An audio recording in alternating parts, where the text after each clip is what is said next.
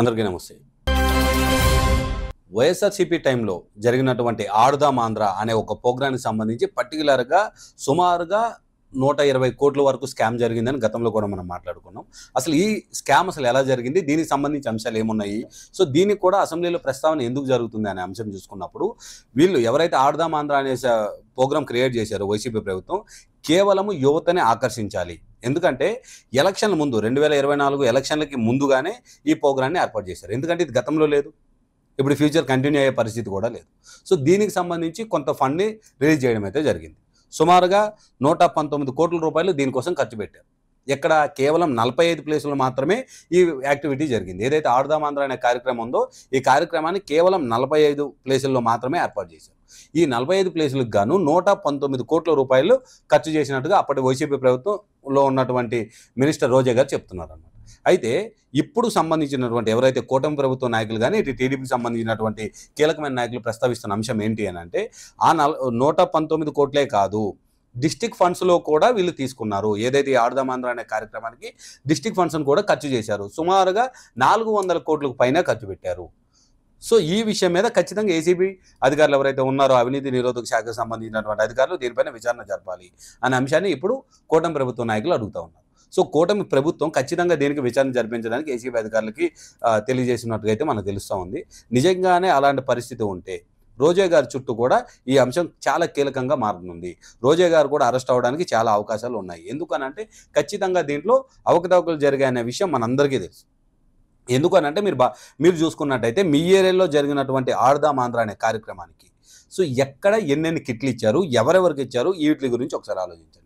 ఎందుకనంటే ఈ విషయం గురించి గతంలో కూడా ప్రస్తావన వచ్చినప్పుడు రోజా గారు చెప్పిన కొన్ని అంశాలు ఏమున్నాయని అంటే మేము అక్కడికి సంబంధించి ఏదైతే వాళ్ళు బిల్లు పెట్టుకుంటారో ఈ ఆడుదాం ఆంధ్ర అనే కార్యక్రమం జరిగిన తర్వాత ఇన్ని కోట్లు ఖర్చు అయిందనే బిల్లు ఏదైతే పెట్టారో ఆ బిల్లో ప్రస్తావిస్తున్న అంశాలు ఏంటి అని అంటే ఎవరైతే ఆడుతున్న ప్లేయర్స్ ఉన్నారో ప్లేయర్స్ అందరికీ మేము కిట్స్ ప్రొవైడ్ చేసాం. అలానే అక్కడ సంబంధించి గ్రౌండ్ ఏదైతే ఉన్నదో ఆ గ్రౌండ్కి సంబంధించి బాధ్యతలు కానీ అక్కడికి వచ్చిన గెస్టులకు కానీ డ్రింక్స్ లేదా ఫుడ్ వీటికి సంబంధించి ఖర్చులు పెట్టాం. అయితే ఒకసారి అందరూ ఆలోచించండి, ఎవరైతే యువత ఉన్నారో యువత అందరికీ నేను చెప్పబోతున్న అంశం ఏంటి అంటే మీరందరూ కూడా మీ ఏరియాలో టోర్నమెంట్స్ కండక్ట్ చేస్తారు. సో టోర్నమెంట్ కండక్ట్ చేసేటప్పుడు ఎందుకంటే ఆడుదాం ఆంధ్ర అనే కాన్సెప్ట్లో వేరే స్పోర్ట్స్ ఏవి లేవు. ఉన్న స్పోర్ట్స్ ఏకైక స్పోర్ట్స్ ఏదైనా ఉందంటే అది క్రికెటే. ఎందుకంటే ఫోకస్ అంతా క్రికెట్ మీద ఉంది. సో క్రికెట్ మీద ఫోకస్ ఉన్నప్పుడు క్రికెట్కి సంబంధించి మీరందరూ కూడా మీ ఏరియాలో టోర్నమెంట్స్ కండక్ట్ చేసుకుంటారు, కామన్గానే జరిగే విషయం ఇది.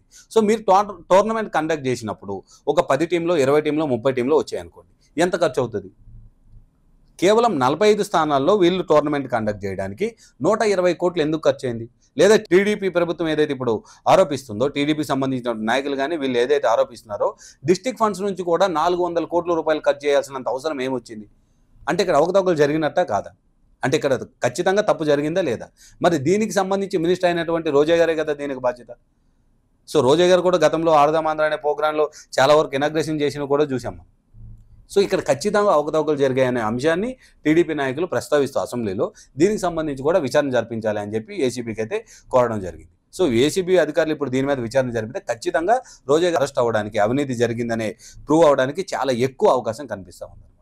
మరి రానున్న రోజుల్లో రోజా గారు ఏం మాట్లాడబోతారో, ఇప్పుడులాగా ఏదైతే టాపిక్ ఉంటుందో టాపిక్ సంబంధం లేకుండా వ్యక్తిగత విషయాల మీద దాడి చేయడము లేదా మీడియా ముందు వచ్చి ఇష్టం వచ్చినట్టుగా మాట్లాడడం ఎలాంటి ప్రవర్తన ఉంటుందా, లేదా ఖచ్చితంగా ఏదైతే ఏసీబీ అధికారులు ఉంటారో ఈ అధికారులు అడిగిన ప్రశ్నలకి ఖచ్చితంగా సమాధానాలు చెప్పే అవకాశం ఉంటుంది అనే అంశాన్ని కూడా చూడాలి. ఎందుకంటే ఈ 400 కోట్ల రూపాయలు కేవలం 45 స్థానాలకే వాడారు అని అంటే ఎంత ఖర్చు పెట్టాలి? ఒక స్థానానికి ఒక్క ఏరియాలో ఆడడానికి ఎంత ఖర్చు పెట్టాలి? అసలు ఈ ఆడుదాం ఆంధ్ర అనే ప్రోగ్రాన్ని ఒక్కొక్క ఏరియాలో ఏదైతే 45 స్థానాలు ఉన్నాయో ఈ 45 స్థానాల్లో ఒక్కొక్క స్థానంలో ఎన్ని రోజులు జరిగింది ఈ కార్యక్రమం? ఒక్కరోజు జరిగిందా, 10 రోజులు జరిగిందా, నెల రోజులు జరిగిందా? ఎందుకంటే కేవలం వీళ్ళ కాన్సెప్ట్ ఏంటి అంటే యువతని అట్రాక్ట్ చేయాలి. అప్పటికే పరిస్థితులు అంతంత మాత్రంగా ఉన్నాయి. సో ఏదైతే సిద్ధం సభలో మనం అవన్నీ చూసాం. ఎందుకంటే క్రౌడ్ ఎలా ఉండేవాళ్ళు ఏంటి, గ్రాఫిక్స్ ద్వారా క్రౌడ్ని ఎంతమందిని చూపించారు. సో ఇలాంటివన్నీ చాలా బాగా వైరల్ చేసిన పరిస్థితి అప్పట్లో ఉందన్నమాట. ఎందుకంటే అప్పటికి ఎన్డీఏ కూటమిలో ఉన్నటువంటి పార్టీలు కూడా ఈ విషయం మీద చాలా గట్టిగా ప్రస్తావన చేశాయి. ఎందుకంటే అప్పటికి సంబంధించినటువంటి టీడీపీ నాయకులు కానీ జనసేన నాయకులు కానీ ఈ సిద్ధం సభల గురించి పలు డిబేట్లో మాట్లాడిన అంశాలు కూడా మనం చూసాం. ఎందుకంటే అదంతా ఓన్లీ గ్రీన్ మ్యాటే, వాళ్ళు అది చేశారు ఇది చేశారు అనేది. సో ఇదంతా ఎందుకు? కేవలం ఆడుదాం ఆంధ్ర అనే కార్యక్రమాన్ని వీళ్ళు క్రియేట్ చేయడం అంటే కేవలం యువతని అట్రాక్ట్ చేయాలి. సో ఈ పేరుతోటి వీళ్ళు చేస్తున్నటువంటి స్కామ్ ఇది. సో ఈ అంశం మీద ఈరోజు ఏసీబీ అధికారులకు అయితే ఇవ్వడం జరిగింది. మరి ఏసీబీ అధికారులు ఖచ్చితంగా దీని మీద సమగ్ర విచారణ జరిపిన తర్వాత దీంట్లో ఎంత అవకతవకలు జరిగాయి, ఎందుకంటే గతంలో కూడా ఈ 119 కోట్లు మొత్తం మాయమైపోయాయి అని చెప్పే అంశం కూడా ప్రస్తావన జరిగింది. మరి ఇప్పుడు టీడీపీ పార్టీకి సంబంధించినటువంటి నాయకులు కానీ శ్రేణులు కానీ సుమారుగా 400 కోట్లు డిస్ట్రిక్ట్ ఫండ్స్ నుంచి కూడా ఈ అమౌంట్ని తీశారు అనే అంశాన్ని కూడా ప్రస్తావించారు. సో మీరు కూడా ఆలోచించండి, మీ ఏరియాలో మీకు సంబంధించినటువంటి నియోజకవర్గంలో ఎన్ని ప్రోగ్రాంలు జరిగాయి, ఆడుదాం ఆంధ్ర అనే కాన్సెప్ట్లో ఎన్ని యాక్టివిటీస్ జరిగాయి. సో జరిగిన ప్రతి ఒక్క యాక్టివిటీకి మీకు తెలిసి ఎంత ఖర్చు అయ్యి ఉండొచ్చు. ఎందుకనంటే ఇక్కడ నుంచి నేను చెప్పడం కానీ, లేదా వేరే ప్రజలు చెప్పడం కానీ, లేదా టీడీపీ నాయకులు మాట్లాడడం కానీ, ఈ అంశాలన్నీ పక్కన పెడితే మీరు పర్టికులర్గా పార్టిసిపేట్ చేసినటువంటి యువత ఎవరైతే ఉన్నారో మీరు ఒకసారి ఆలోచించుకోండి. మీరు మీ ప్రాంతాల్లో ఒక చిన్న టోర్నమెంట్ కండక్ట్ చేసుకుంటే ఎంత ఖర్చు అవుతుంది. ప్రభుత్వం దీనికి కేవలం మీకు ఇచ్చినటువంటి టీషర్ట్లు, మీరు ఆడుతున్నటువంటి బ్యాట్ల మీద కూడా వైఎస్ఆర్సీపీకి సంబంధించిన స్టిక్కర్లే ఉన్నాయి. సో అక్కడ యువతను ప్రోత్సహించడము అని అంటే రకరకాలుగా ప్రోత్సహించవచ్చు.